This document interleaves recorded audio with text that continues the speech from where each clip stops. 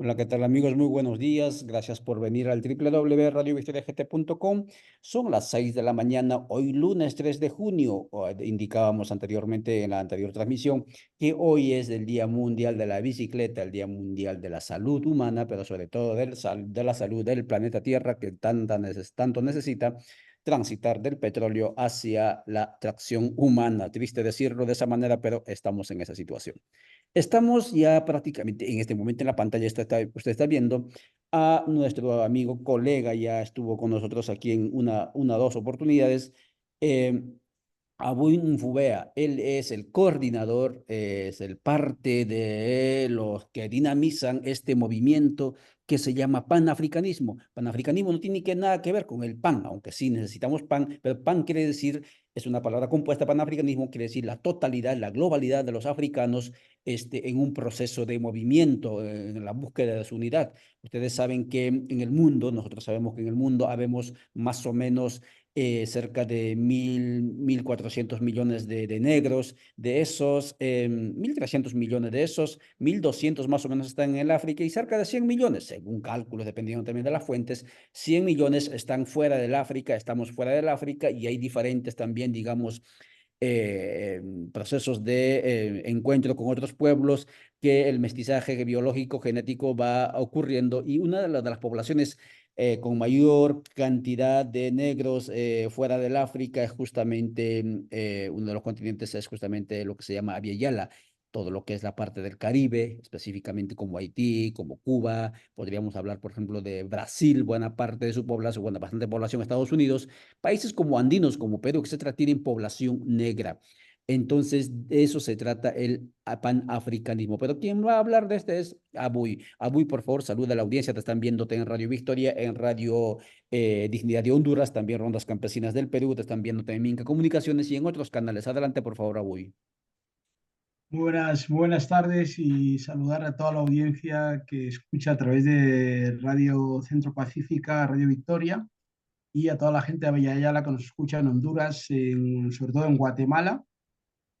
Saludar a los compañeros y compañeras del Movimiento Panafricanista de Guatemala que van a celebrar el Día de África y agradecer esta oportunidad de Radio Pacífica para presentar una cosmovisión del panafricanismo, de la negritud, a través de un marco filosófico e ideológico frente a los marcos pigmentocráticos y biologistas propios del racismo y del pensamiento del siglo XIX que sigue muy presente en la América hispana, ¿no?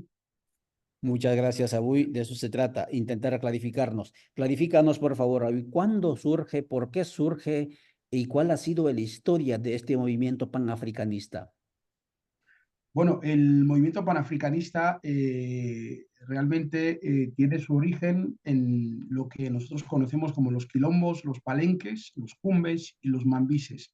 Es decir, entre los movimientos de resistencia al esclavismo, es un movimiento anticolonial, es un movimiento social, político y cultural, pero sobre todo es un movimiento anticolonial que surge en el marco de los grandes líderes de lo que sería el cimarronaje, Bencos Biojos en Colombia, Zumbido de los Palmares en Brasil, Yangá en Ecuador y México, eh, Nani en Jamaica, en el propio República Dominicana tenemos a Sebastián Lemba, y sobre todo lo que va a ser la revolución de Haití, que es la que va a consolidar la explosión de la necesidad de que los africanos esclavizados procedentes de diferentes partes de África y diferentes grupos étnicos, Fang, Yorubas, Wolof, Zulus, de diferentes religiones judaicas, musulmanas, digamos, de Yoruba, africana, santería, toda esa gente sean capaces de generar una identidad política. En el proceso revolucionario que se da en Haití surge una identidad política, pero surge también en los quilombos, en los palenques, San Basilio en Colombia, Palmares en Brasil, surge ya una idea de que nosotros somos sobre todo africanos y nuestras diferencias políticas son mínimas frente a generar un marco de pensamiento. Y ahí surge el panafricanismo que en los líderes, en los intelectuales y líderes políticos en Haití, como Boukman, Mackendal y Toussaint Louverture, generan el primer Estado panafricanista de la historia con una cuestión filosófica y de pensamiento.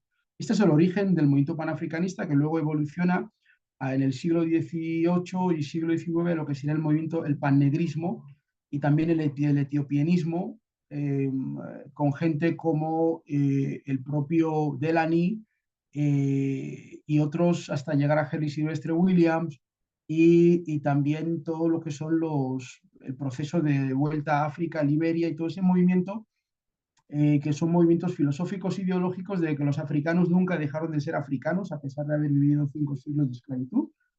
Y también los propios datos del diario de Colón habla de que cuando Colón llegó ya encontró entre los caribes agentes africanas que tenían relación con el mundo de Abya Yala y con los reinos e imperios que existían, sobre todo los neoscaribes y lo que hoy llamamos en Guatemala, por ejemplo, los garífuna y otras cuestiones.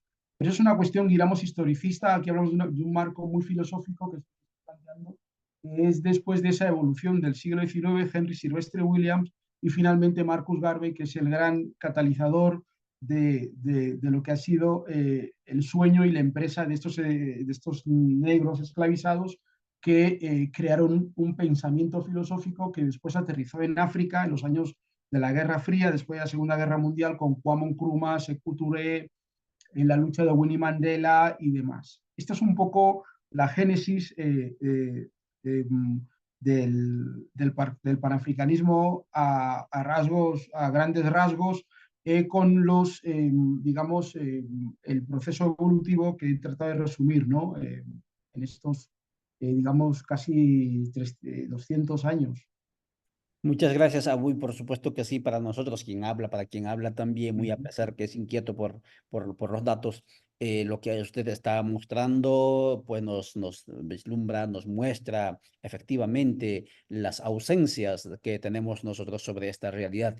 Y decir que el panafricanismo, este sueño por la unidad, este sueño por la reconexión con el África de los negros, incluso en situación de esclavitud, surge ya al inicio de la colonia del continente de Viella. Por supuesto que sí es un dato bastante importante, y quienes nos quedábamos únicamente con el siglo XIX, pues hay que retomar entonces un poco más antes la historia. Y muchísimas gracias por esto, De hecho, Abu. quería hacer un apunte, por ejemplo, en relación a Abya Yala, durante la revuelta de Tupacatari en el Perú, numerosos africanos se unieron a esta revuelta y uno de ellos fue el Oblitas, que fue uno de los comandantes de Tupacatari y que también estuvo vinculado a la señora Sisa, que era la esposa y hay datos de los propios españoles que hicieron una represión exclusiva en los negros para evitar que se unieran a este movimiento. Y este movimiento es muy importante porque fue el levantamiento de Tupac que abolió la esclavitud por primera vez en un edicto. Eso es muy importante entender que la relación entre África y Abya Yala es muy anterior al siglo XIX y al siglo XX. Hay una experiencia de lucha conjunta y, de hecho, estos comandantes que se unieron a la revuelta fueron también asesinados, descuartizados en Lima, en la plaza pública, como escarnio a los africanos que querían convertirse en cimarrones. Uno de estos cimarrones en el Perú fue Francisco Congo, que se levantó en el Perú como cimarrón y se fue al Palenque. Hoy en día en el Perú existe una organización panafricanista que lleva su nombre, el Movimiento Francisco Congo. Esa es la razón.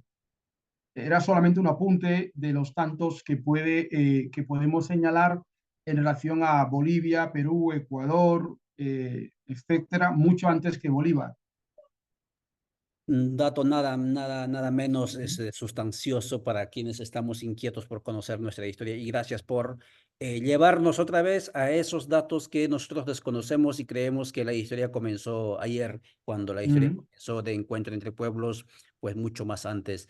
Abuy, el segundo tema que quería conversar contigo, así de manera resumida como lo estás planteando, es el tema de, dijiste alguna vez que el movimiento panafricanista no es únicamente antirracista. Me imagino que estabas intentando cuidar del culturalismo emergente en los últimos tiempos. Cuéntanos, por favor, al respecto. ¿Qué es el objetivo entonces del panafricanismo si no es solamente y únicamente antirracista?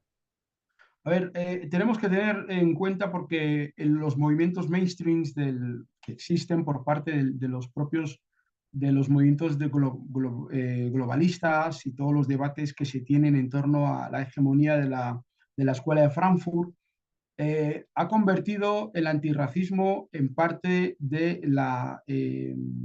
digamos, un sinónimo de panafricanismo o de indigenismo. Entonces todos los pueblos indígenas o pueblos originarios que luchan por su identidad automáticamente son antirracistas.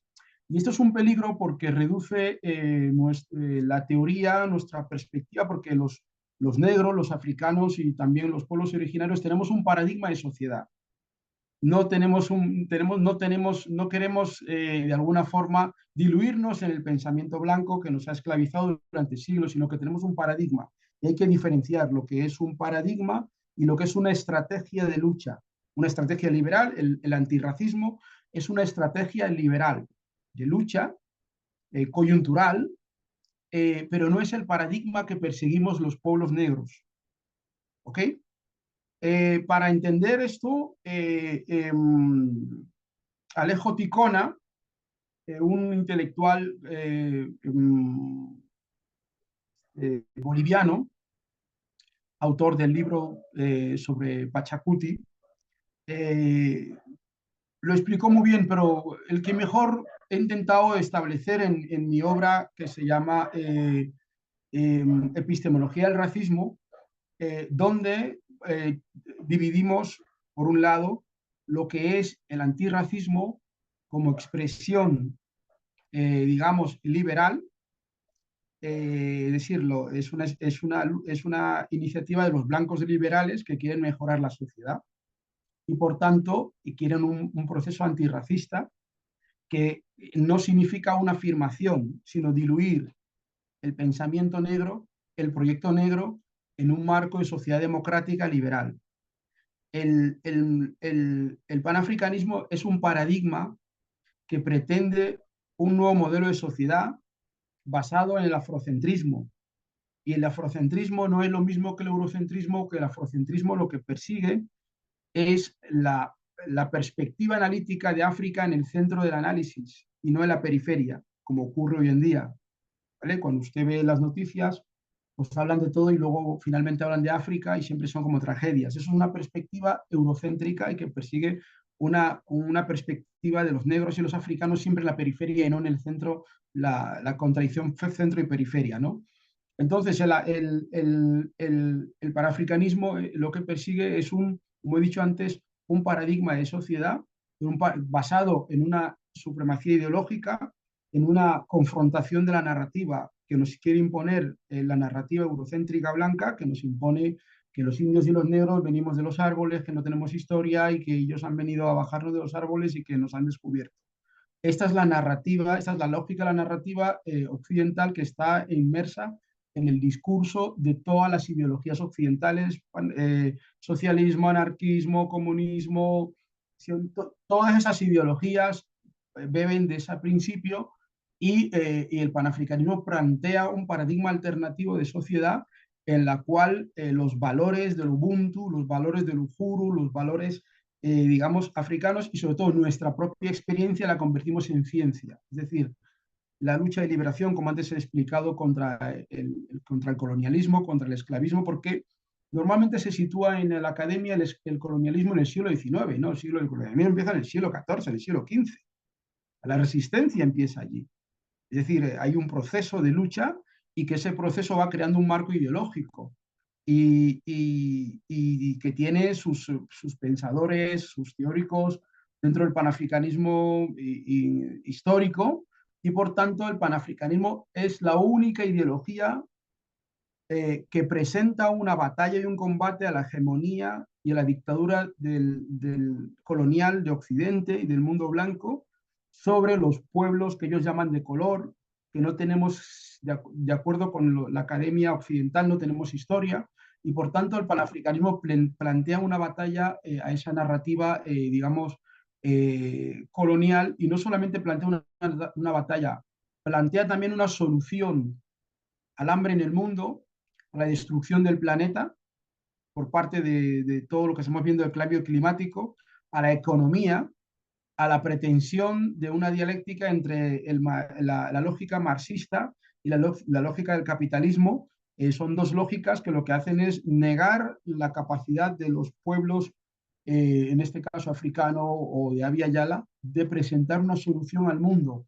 Y esas revueltas que antes he citado, que llaman revueltas, la de Tupac Katari, la de otros movimientos indígenas del siglo XVII-XVIII, no pretendían solamente una revuelta de echar a los españoles como hizo Bolívar y otros, sino pretendían un cambio de un orden social. Y es lo mismo que ha pretendido siempre el movimiento panafricanista, que es un cambio de un orden social. Cuando derrotamos el apartheid, cuando la señora Winnie Mandela, al frente del movimiento de liberación negra, en solitario, derrotó el apartheid en Sudáfrica, no era para que los blancos dejaran el poder y los negros ricos tomaran el poder para hacer lo mismo que los blancos. No, había un paradigma de sociedad para crear una justicia en África y en Sudáfrica, y no que cambiáramos a blancos ricos por negros ricos que hacen lo mismo o peor. ¿Vale? Esta es una crítica al paradigma de lo que pretende el panafricanismo. Por tanto, para entrar en lo que tú planteas, nada tiene que ver con el antirracismo. El antirracismo es una estrategia coyuntural de lucha, porque el poder, la supremacía blanca, el colonialismo, el imperialismo blanco, mata gente, mata indios, mata negros, mata de todo. Entonces hay que defenderse frente a esa violencia. Pero esa defensa de la violencia no constituye un paradigma en sí de proyecto de liberación, porque ya lo hemos visto, nos hemos defendido de todo el colonialismo, nos han traído a Obama, pero la situación ha seguido igual, nos han traído a Mandela, ha seguido igual. Entonces, la propuesta no es una propuesta coyuntural de cambio de caras de cromos. En Senegal se vota, en Nigeria se vota, en Colombia se vota, en Guatemala se vota, pero las condiciones sociales estructurales del colonialismo en esos países no han cambiado para nada. Por tanto, no es un problema de votación, no es un problema de caras, de cromos, es un problema filosófico, es un problema epistemológico, es un problema que digamos que va a la raíz de un paradigma político que nosotros creemos que es el panafricanismo. Muchas gracias, profesor Abuy Nunfue. Está conversando con Radio Victoria, está conversando con Radio Dignidad y todos los otros canales a través del cual estamos llegando a ustedes, amigas y amigos, hablando sobre panafricanismo y el antirracismo, y obviamente también atreviéndonos a pensar filosóficamente este movimiento. Y totalmente de acuerdo, panafricanismo es una propuesta paradigmática, es una propuesta, por decir de alguna manera, civilizatoria frente a la modernidad de la civilización de la muerte. Y en ese sentido, Abuy, la otra cuestión para ir finalizando cuando son 6:40 es, eh, ¿cuál es el horizonte del panafricanismo? ¿Qué plantea? ¿Busca incorporar a los negros, a esos 1.300.000, 1.400.000 de negros a la modernidad en un planeta que languidece bajo el mito fracasado de la modernidad? ¿O hacia dónde quiere llevar a la humanidad? Bueno, la Cuarta Internacional Panafricanista Garbayista Cimarrón, a la cual pertenezco, en este momento estamos haciendo un trabajo de orientación, guía y clarificación filosófica de cuál es nuestro proyecto como paradigma que antes he explicado y qué solución tenemos para los pueblos africanos. El pueblo africano de habla hispana, que es al cual nosotros básicamente nos dirigimos, estamos hablando de los países de Abya Yala, más España y Guinea Ecuatorial, en una población de unos 200 millones de afrodescendientes. Nosotros creemos que básicamente lo primero que hay que hacer es recuperar un marco histórico y politizar frente a la tradición folclórica de los negros bufones arrodillados en la academia, en la política. Y nosotros creemos, como decía Malcolm X, que había dos tipos de negros, el negro de la casa y el negro del campo. El negro de la casa amaba a su amo, vestía las ropas del amo y comía las sobras. Y cuando el amo se ponía enfermo, el negro de la casa decía, amo, ¿estamos enfermos? Es decir, este negro de la casa todavía hoy se identifica mucho más con el opresor que con la liberación. Por tanto, nosotros, como antes he dicho, no creemos en los procesos políticos para votar ni para generar líderes en las instituciones, sino creemos en un proceso de formación de cuadros, formación ideológica para confrontar en esas instituciones precisamente a ese negro de la casa, que es el que se convierte al final en el intermediario con el amo. Nosotros hicimos un trabajo importante en Perú durante el gobierno de Alan García, consistente en que el Estado peruano aplicara las leyes de Durban, en los acuerdos de Durban del perdón por la esclavitud del colonialismo, que implica automáticamente, en derecho al perdón implica una reparación, pero eso, para tener una reparación, que es el objetivo del movimiento panafricanista, se requiere primero de generar un movimiento consciente a nivel planetario, un movimiento que se identifique con los principios del credo panafricanista y que de alguna forma en cada uno de esos lugares, por ejemplo, en lugares como Colombia, donde hay un genocidio negro, Brasil, un genocidio negro, sin embargo, no tenemos la oportunidad que nos da Radio Victoria de que los medios de comunicación afrodescendientes o africanos o de esos países hablen de esos genocidios. Lo que hacen es presentar a futbolistas, a cantantes, como referentes de un movimiento negro que desconocen, y por tanto el proyecto nuestro es un proyecto de profundización en la lucha y educación anticolonial. Estamos en un proceso de eso y estamos en un proceso de alguna forma de confrontación en el marco de los medios de comunicación. Hemos creado una red mundial de medios de comunicación panafricanistas, hemos creado una universidad, Malcolm Garvey University, para la formación y sobre todo para la descolonización espiritual, el papel de la Iglesia Católica y otras iglesias en el proceso de esclavitud, colonización, hasta hoy en día en África y en América Latina, de opresión de los negros, tiene que ser puesto en tela de juicio mediante la generación de digamos, una teología epistémica negra que libere a los negros de la esclavitud mental de la que hablaba Bob Marley. Ese es el trabajo, esa es la propuesta en que estamos nosotros para generar un marco político. Todas las demás propuestas que hacen cuando hay elecciones en Colombia, en Ecuador, en Venezuela, en Guinea, en España, pues a los negros los ponen a trabajar, a las listas, tal. Pero al final eso no genera ningún proceso de concienciación, ni siquiera de cambio mínimo, porque lo que hace el amo, lo que hace el amo blanco, es lo que hizo siempre en la época de la esclavitud. Es decir, los negros que se iban al quilombo los perseguía y los aislaba y los mataba. Entonces el blanco se rodea de negros serviles. Y estos negros serviles le repiten al amo lo que el amo quiere escuchar. Entonces lo que hacen es consolidar, por un lado, la decadencia política, epistémica y filosófica del propio movimiento, de los propios intelectuales negros que crean en crisis, pero al mismo tiempo mantener y consolidar una hegemonía de negros serviles que están al servicio del proyecto colonial. Entonces, si nosotros queremos acabar con el colonialismo, necesitamos identificar estos actores que son parte del proceso histórico de negación sistemática de un pueblo. Y entonces, debido a que los negros han sido oprimidos durante mucho tiempo y excluidos, el negro busca ser aceptado, y al ser aceptado se le presenta el tema del antirracismo. Y entonces no puede presentar ningún tema de paradigma diferente de sociedad, sino la subalternidad, que es a la que los intelectuales, digamos, los gobiernos latinoamericanos y africanos mandan a estos negros serviles a que vayan a Bruselas o que vayan a las instituciones de la ONU como Ginebra, se hagan fotos y selfies y lo suban a Facebook, pero no vienen a denunciar al gobierno de Guatemala ni al gobierno de Guinea por su dictadura de 50 años, ni el robo que hacen en Mali, ni el robo que hacen en Ecuador, ni en Perú. Entonces, lo que hacen es consolidar una clase que Malcolm X denominó una clase tío Tom, y que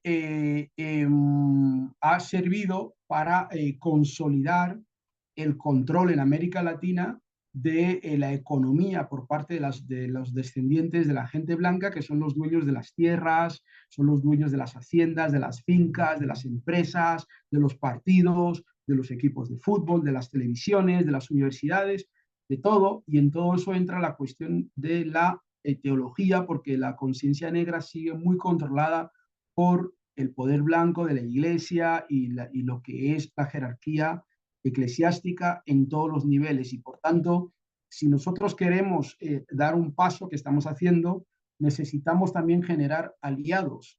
Y esos aliados vienen de los aliados que desde hace 300 años vienen luchando también en un marco diferente de cuestionamiento de una hispanidad blanca, porque el movimiento de la hispanidad, que en España se ha levantado a partir de octubre del 2017, que enfrenta a la hegemonía anglosajona, colonial, que presenta las cuestiones de leyenda negra de España, negrolegendarias. Sin embargo, este movimiento hispano-blanco pretende mantener a los negros en la subalternidad para medirnos los dientes y explicarnos nuestro propio dolor. Creo que es un error muy grande. Yo conozco muchos de estos líderes, personas intelectuales vinculados a todo esto. De hecho, mi amigo Santiago Arbesilla y otros tantos cometen un error porque siguen tratando de repetir digamos, paradigma de Colón, de Pizarro, de Cortés, de todos estos, y negando al mismo tiempo la posibilidad de que los negros del mundo hispano, que somos la mayoría, ojo, en países como Cuba, Brasil, Colombia, somos la mayoría. Y sin embargo tratan de presentar una alternativa al mundo anglosajón desde una supremacía blanca de la hispanidad. Y esto es lo mismo que pasó en la época de Tupac Katari, la época de todos estos, porque se sigue retratando lo mismo que pasó con Fidel Castro, en Che Guevara, que tenían esa idea eurocentrista y blanqueante del socialismo, y lo que hicieron al final es que en un país donde los negros son mayoría como Cuba, todo el poder es blanco, todos los aeropuertos, lugares, todo es de los blancos, porque no se atrevieron a modificar esa correlación de fuerzas que está en la historia, ¿no? Nosotros, el movimiento panafricanista, estamos tratando de modificar esa correlación de fuerzas desde un marco primero filosófico, dialéctico digamos, epistemológico frente al intento de supremacía blanca que ellos tienen las editoriales, los libros, el cine, tienen todo el discurso de las radios. Tenemos que agradecer que existan radio como Radio Victoria, porque es un instrumento que nos permite tener esa voz. Marcus Garvey, el referente del panafricanismo mundial, creó The Negro War, una revista que hasta hoy no ha habido una revista del mundo africano que haya superado esa proyección. Entonces, la batalla mediática es fundamental darla en el marco de la negritud y sobre todo en el marco de la negritud hispánica, que es la que nos quiere presentar a Cristóbal Colón, a Pizarro y a Cortés como, no sé, progresistas o liberales o lo que sea, cuando ellos respondían a las veleidades de un imperio, como Estados Unidos hoy. Entonces, tenemos que ser nosotros, los africanos, los negros, los que digamos qué nos parecen estas referencias históricas y no que el blanco venga otra vez a decirnos cómo tenemos que ver la historia, cómo tenemos que sentir las matanzas, que son genocidios, y también estamos incidiendo muchísimo en la visibilidad, en la reinterpretación de la historia, en el sentido de que ahora mismo aquí en Europa hay unas elecciones políticas en el Parlamento Europeo donde la extrema derecha va a arrasar en las elecciones, donde el racismo va a estar en las instituciones ya de una forma fáctica. Hablamos de países como Hungría, donde van a sacar el 39%, Alemania, Italia, en fin. Y todo eso no se puede enfrentar desde la lógica del izquierdismo blanco. Eso requiere, como demostró el propio fundador del Partido Comunista Peruano, cuando estuvo en la Italia de Mussolini y regresó al Perú, se dio cuenta que las condiciones subjetivas y objetivas de los negros y los indígenas tenían como, eh, como correlación de interpretación, digamos, muy diferente a las perspectivas importantes en el campo de la hegemonía que estaba haciendo, por ejemplo, Gramsci, pero no dejaban de ser siempre en el marco de una visión blanqueante de la historia, blanqueante de la sociedad, blanqueante de la academia, blanqueante de la política, y es ahí donde el movimiento panafricanista debe y está haciendo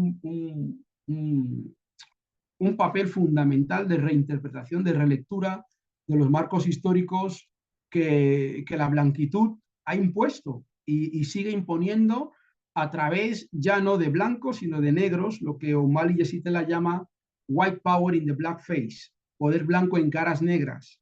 ¿Qué significa? Todas estas dictaduras de África, como la de Obiang en Guinea y otras, responden siempre a los intereses del mundo blanqueante y del mundo colonial europeo, y los europeos, por más progresistas que sean, siempre se van a rodear de negros serviles, siempre, porque los negros que son cimarrones, a la larga, cuestionan su alter ego y cuestionan su orden civilizatorio, como tú antes decías, ¿no? Es decir, nosotros no cuestionamos el antirracismo.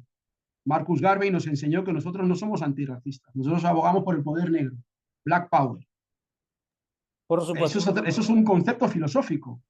El antirracismo es lo que los blancos que tienen buena conciencia quieren hacer con los indios y los negros, que no los maten, está bien, pero los indios y los negros tienen sus propios proyectos civilizatorios, tienen sus propias paradigmas de sociedad, y por tanto esos paradigmas de sociedad al final, como se oponen y confrontan con las que tienen los blancos, pues el blanco siempre se rodea de negros serviles, siempre, en cualquier país del mundo, cualquier contexto que tú vas, siempre encuentras que las personas negras están al servicio del amo, siempre es la gente más subalterna y menos preparada y menos capaz, porque el propio amo lo sabe y por eso propone, por eso hay esas dictaduras, hay esos regímenes que violan los derechos humanos de su gente, que los matan, y siempre nosotros decimos que detrás de un dictador africano hay un demócrata blanco.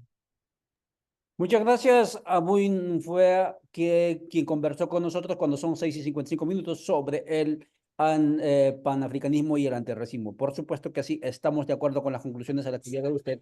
El panafricanismo no es antirracismo, es ante todo una propuesta de cambio civilizatorio que cuestiona las columnas vertebrales de la civilización blanca denominada modernidad, por un lado, y por otro lado también estar contento y nos lleva a estar atentos, y no solo para los negros, también para los originarios del continente, a estar atentos con los caporales vestidos de trajes multicolores al servicio de los patrones. Claro, eso es lo que hay que estar atentos, porque contra el patrón podemos pelear, porque lo tenemos identificado, pero contra los caporales es difícil, porque están vestidos de nuestro color, están vestidos con nuestra ropa, hablan nuestro idioma, pero están, como muy bien decías, cuando el patrón se enferma, patrón, estamos enfermos, dicen. Muchísimas Claro. gracias por esas palabras bastante didácticas, y ojalá, Bui, que podamos estar nuevamente contigo para seguir abordando. Nos gustaría hablar de esto de el neomulticulturalismo emergente en todas partes del mundo, incluso cuando el mundo está patas arriba con el cambio climático, etcétera, pero sigue habiendo todo ello. Muchas gracias. No sé si tienes algunas palabras finales.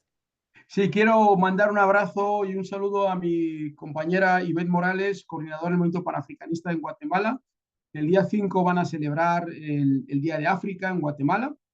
Y también finalizar con lo que tú decías, es decir, la tendencia al folclorismo de lo que ellos llaman multiculturalismo, y la tendencia a que cuanto más sube la lucha negra o la lucha indígena, el amo siempre saca de la chistera a unos cuantos negros o unos cuantos indios que van como de graciosos, como de culturalistas, para negar precisamente el proceso de reflexión. Tenemos que elevar el nivel de conciencia de nuestra gente, y entender que, como tú bien has dicho, es mucho más difícil luchar contra el amo. Es más fácil luchar contra el amo que luchar contra nuestra propia gente, que asume digamos, la estrategia de ser digamos, el tío Tom de la plantación. Lo hemos visto en Mali, por ejemplo, con el presidente Bazoum. El presidente Bazoum, al cual se le ha depuesto a través de un golpe de Estado en Níger, era el tío Tom de Francia, el que vendía todos los recursos de Níger, uranio, coltán, oro, petróleo, gratis a Francia, Y por tanto, claro, Francia y la Unión Europea defienden ese modelo de democracia porque los negros que están allí les defienden al amo, defienden a Macron, defienden a la Unión Europea.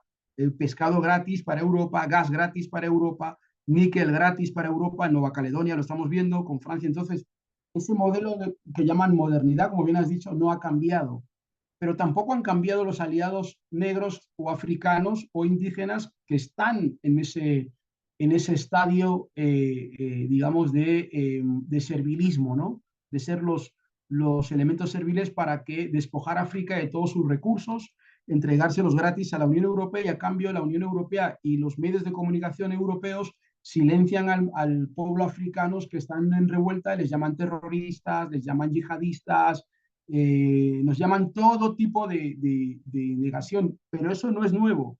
Si uno repasa los archivos mediáticos de los periódicos españoles y colombianos y ecuatorianos y guatemaltecos del siglo XIX con respecto a la guerra de Cuba, va a ver que esos mismos términos se manejan para los mambises en Cuba que luchan no solamente por la independencia de Cuba, sino sobre todo contra la esclavitud. ¿Vale? Gente como Stenós y gente como tantos otros líderes negros que en Cuba estaban luchando, reciben los mismos calificativos que ahora reciben la gente de Mali, de Níger, de Burkina Faso en la prensa. O sea que la importancia de confrontar la narrativa mediática occidental es una estrategia de trabajo que tenemos que invertir recursos en ese ámbito porque los medios del mundo blanco siguen siendo el aparato colonial más potente para que las poblaciones europeas o blancas afines a nuestra lucha o que se identifican con la liberación de los pueblos no puedan jamás entender nada de lo que está pasando y entren en el miedo al terrorismo y a toda esta propaganda y todos estos discursos que el amo siempre ha tenido para desactivar y destruir nuestro proceso de lucha. Muchísimas gracias. Abiyekiba, Alumandachinos. Muchas gracias a hoy, muchísimas gracias amigas y amigos. Cuando las circunstancias así lo requieran, volveremos nosotros próximamente para seguir abordando estas y otras temáticas. Muchas gracias a hoy, hasta entonces, chao, chao.